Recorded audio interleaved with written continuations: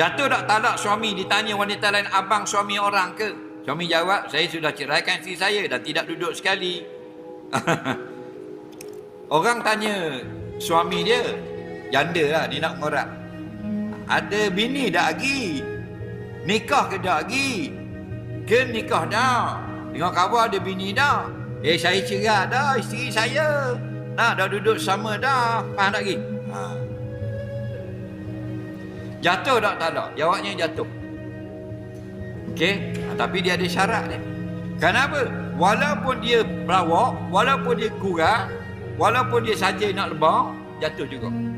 Nabi kata, salasun jiduhun jidun, azuluhun jidun. 3 perkara, sungguh pun jadi, main-main pun jadi. Yang pertama nikah, yang kedua ialah cerai, talak, yang ketiga rajam. Dan ada hati yang lain, iaitu memerdekakan hamba. Jadi dia kurang. Memang orang lelaki, kalau orang puang tanya, dia ada bini dah, dia kabut ada lagi. Tak ada lagi. Itulah perangai orang lelaki. Betul tak? Orang lelaki ni pandai pelawak. Itu dia perangai lelaki. Perangai puang ni dia bodoh. Dia mudah percaya dengan orang lelaki.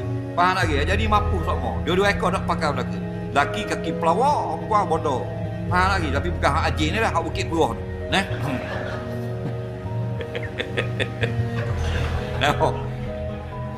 Dia kata isteri saya sudah saya ceraikan, jatuh. Dalam drama orang tanya mana binimu, lama dah lapor. Ada sekali berjalan 2 orang mau. Saya cerai dah isteri saya, jatuh. Padahal aku nang aja, jatuh sungguh rumah. Yang tak jatuhnya dia kata,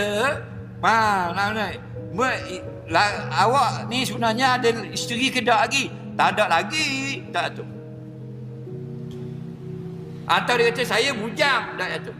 Hari itu dalam Facebook ada orang tulis, siapa kata bujang, ada dah bini, jatuh talak. Salah. Perkataan bujang daripada suami yang ada isteri bukan lapas talak soreh, itu lapas talak kinayah. Dia kata bujang tu dalam hati aku niat ceraikan isteri, baru jatuh. Tapi dalam Facebook ramai ada like share. Itu masalah. Orang salah tu. Okey? Dah apa dia kata bujang, memang orang lelaki kata bujang belaka. Dia nak pula seekor lagi ni. Kalau dia kata ada bini, dah payah nak dapat. Tu orang lelaki jahat, pakai pelawak.